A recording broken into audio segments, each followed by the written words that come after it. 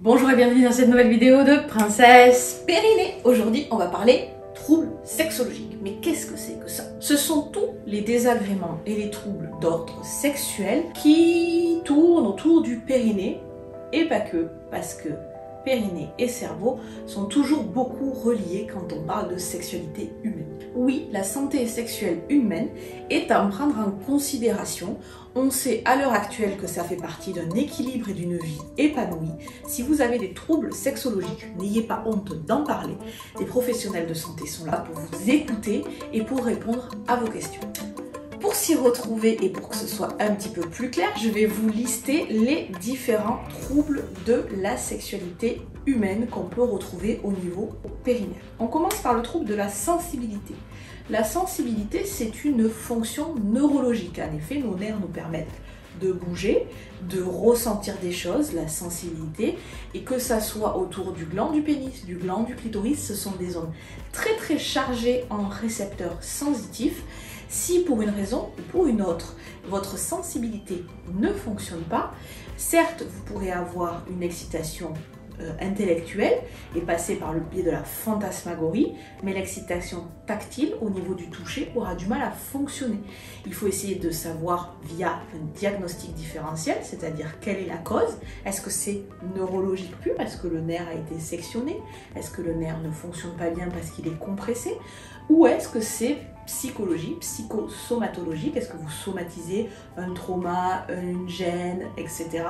Et du coup, il va falloir chercher dans cette palette de possibilités quelle est la vôtre et quelle est celle qui vous appartient. Le trouble du plaisir ou du désir. Et le désir, c'est l'envie d'avoir envie. Pour y revenir, il faut savoir aussi ce que c'est le plaisir. C'est un trouble qui touche à la sensation et à l'acceptation de se faire plaisir. On est plutôt sur un trouble d'origine psychologique. Mais pour autant, on peut travailler sur la connaissance de son propre corps. Effectivement, si vous ne savez pas ce qui vous fait plaisir sur votre corps et que vous êtes en attente que votre partenaire vous le fasse découvrir, effectivement, peut-être que lui non plus n'aura pas le guide, le mode d'emploi, et que si vous vous êtes découvert avant, vous aurez plus de facilité à lui transmettre les informations. Je parle de caresses, je parle de masturbation, je parle de jouer, je parle aussi d'accepter de se faire plaisir, tout simplement. Lire un livre vocal, manger une pâtisserie, accepter d'aller au restaurant quand on vous invite, profiter de l'instant présent et savoir qu'est-ce qui vous fait plaisir, accepter de se faire plaisir, c'est déjà un grand pas. Je vous mets là la vidéo, la découverte du plaisir féminin, peut-être que ça pourra vous aider, mais encore une fois, n'hésitez pas à consulter. Il peut y avoir des troubles de l'orgasme, on appelle ça l'anorgasmie, c'est-à-dire le fait de ne pas avoir d'orgasme. Déjà, il faut définir un orgasme. Un orgasme, c'est un plaisir intense, extrêmement important, mais c'est pas forcément sexuel. On peut avoir un orgasme lorsqu'on mange quelque chose de très bon et on a plein de sensations dans la bouche qui nous ravivent. On peut avoir un orgasme juste en ressentant un plaisir extrêmement important en faisant autre chose qu'en ayant une activité sexuelle. Effectivement, dans notre société actuelle, orgasme et sexe sont connotés, sont même souvent liés, mais il faut savoir que ce n'est pas le cas. Donc on fait un petit peu marche arrière, on revient sur le chapitre d'avant sur le plaisir.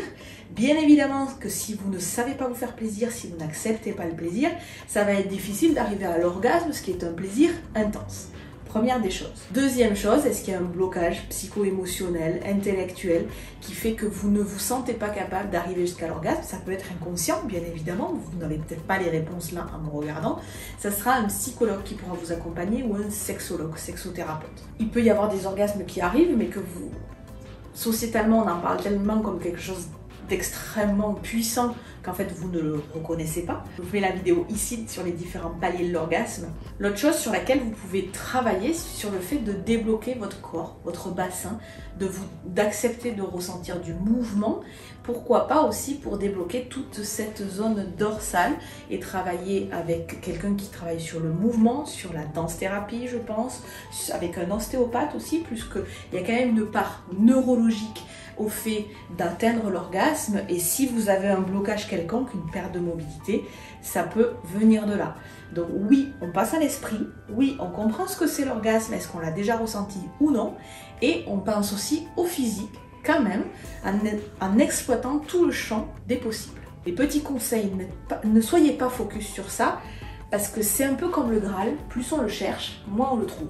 Et la notion de lâcher prise est importante pour atteindre l'orgasme. Même avec un partenaire, il existe beaucoup de personnes, et notamment de femmes, qui atteignent l'orgasme seules par la masturbation, mais qui n'y arrivent pas avec un partenaire parce qu'il y a cette notion de comment va-t-il me voir, comment va-t-il me juger, est-ce que je vais être assez belle pendant l'orgasme, est-ce que je vais pas trop crier, ou est-ce que je vais pas trop peu crier, qu'est-ce qui va se passer dans mon corps? Stop! Dans les troubles sexologiques, on peut rajouter les dyspareunies, qui peuvent être sexuelles ou pas. Les dyspareunies, c'est des douleurs à la pénétration. C'est quand on a mal, soit à l'entrée du vagin, soit en profondeur.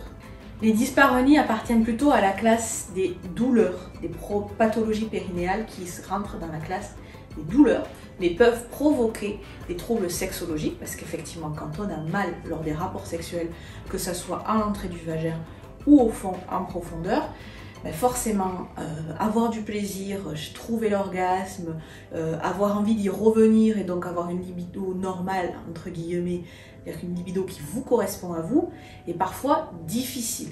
Donc effectivement, les dyspareunies ne sont pas à proprement parler des troubles sexologiques, mais impactent forcément la sexualité, puisque, encore une fois, je vous le rappelle, si vous n'avez pas encore entendu, il n'est jamais normal d'avoir mal lors d'un rapport sexuel.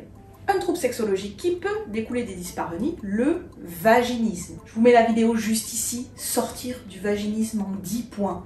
La vidéo est longue, oui, mais si vous avez un doute sur le vaginisme et surtout si vous en êtes atteint, je vous invite à la mettre dans votre playlist et à prendre le temps de la regarder. Il y a quasiment toutes les réponses pour vous en sortir. Le vaginisme, c'est quoi? C'est une contraction réflexe des muscles du périnée, rendant la pénétration douloureuse, voire impossible. Encore une fois, ce n'est pas normal. Si quand on approche de vous, si quand vous ne pouvez pas mettre un tampon, si un examen gynécologique est douloureux, si une pénétration sexuelle est douloureuse, notamment parce que vous vous contractez, et ce n'est pas de votre faute, c'est le cerveau qui contracte de manière réflexe comme une protection, parce qu'il y a un trauma, oui, un trauma qui n'est pas forcément d'ordre sexuel, mais il y a une peur de la douleur, il y a un trauma qui peut être sexuel ou pas, il y a quelque chose qui se passe dans le cerveau qui va faire que en bas ça se contracte. Il faut faire un diagnostic différentiel, de savoir pourquoi. Qu'est-ce qu'il y a? Est-ce qu'il y a des troubles psychologiques dus à un trauma? Est-ce qu'il y a la douleur? Est-ce qu'il y a les deux? Les deux sont le cerveau et le périnée communiquent en permanence.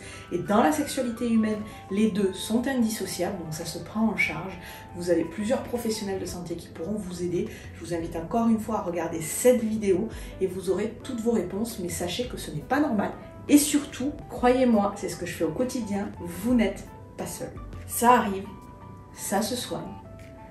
Courage, vous allez trouver la solution.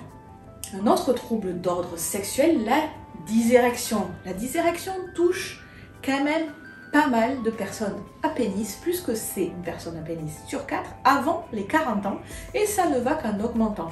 Quand je parle de dysérection ou de trouble de l'érection, c'est pas la petite panne parce qu'on est fatigué ou parce que ce jour-là on n'a pas envie, hein. C'est que pendant de 3 à 6 mois environ, on n'arrive pas à avoir une érection, on peut la démarrer mais elle n'est pas maintenue, ou on n'arrive tout simplement pas à la démarrer. Là aussi l'étiologie est grande, ça peut être physique, ça peut être neurologique, ça peut être psychologique suite à un stress, un trauma bien évidemment, ça peut être une perte de tonus musculaire. Si dans le vaginisme de tout à l'heure il fallait plutôt détendre le périnée, là il va falloir peut-être le renforcer et surtout apprendre à se servir des muscles parce qu'on ne peut plus compter que sur l'érection vasculaire, il va falloir travailler l'érection aussi mécanique.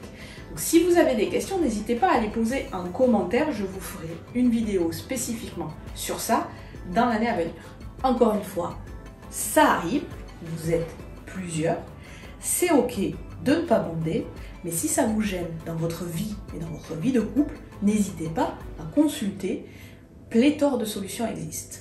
Et on va terminer les troubles sexologiques par les troubles de l'éjaculation. S'il peut y avoir de l'éjaculation précoce, attention, on parle de moins de 2 minutes environ. Je vous mets une vidéo juste ici que j'avais fait avec mon collègue Major Mouvement où vous aurez beaucoup plus d'informations. Il y a l'éjaculation tardive. On la connaît moins parce que dans nos sociétés actuelles bander fort, longtemps et être capable de tenir une relation sexuelle pendant plusieurs minutes, voire plusieurs heures, est valorisé avec l'apanage des films pornographiques.